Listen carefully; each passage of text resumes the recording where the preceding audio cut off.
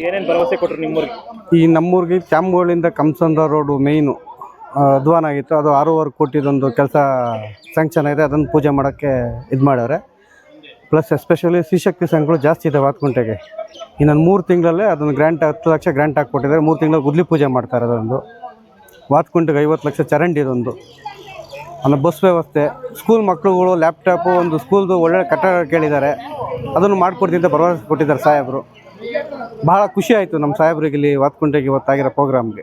Sir, ಇತಿಹಾಸದಲ್ಲೇ ಪ್ರಪ್ರಥಮ ಬಾರಿಗೆ ನೆಲಮಂಗಲ ತಾಲೂಕಿನಲ್ಲಿ ನೆಲಮಂಗಲ ಉತ್ಸವದ ಅಂಗವಾಗಿ ರಂಗೋಲಿ ಸ್ಪರ್ಧೆಯನ್ನು ಮಾಡ್ತಾ ಇರ್ತಕ್ಕಂಥದ್ದು. ಗ್ರಾಮದಲ್ಲಿ ಮಹಿಳೆಯರು ಯಾವ ರೀತಿ ಸ್ಪಂದನೆ ಇದೆ, ಯಾವ ರೀತಿ ಅವರ ಅಭಿಮಾನವನ್ನು ಭಾಗವಹಿಸಿದ್ದಾರೆ? 162 ಜನ ಪಾರ್ಟಿಸಿಪೇಟ್ ಮಾಡಿದರು.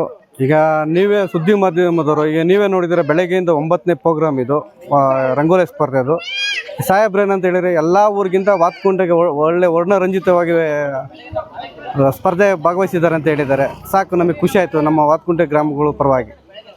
ಏನು ಹೇಳ್ತೀರಾ ಸರ್, ಮುಖಂಡರುಗಳೆಲ್ಲ ಆಗಮಿಸಿದ್ರು ನಿಮ್ಮ ಗ್ರಾಮಕ್ಕೆ? ಒಳ್ಳೆ ಶುಚಿತ್ವವಾಗಿದೆ. ಇದು ಸಾಹೇಬರು ಬರ್ತಾರೆ 6ನೇ ಸತಿ.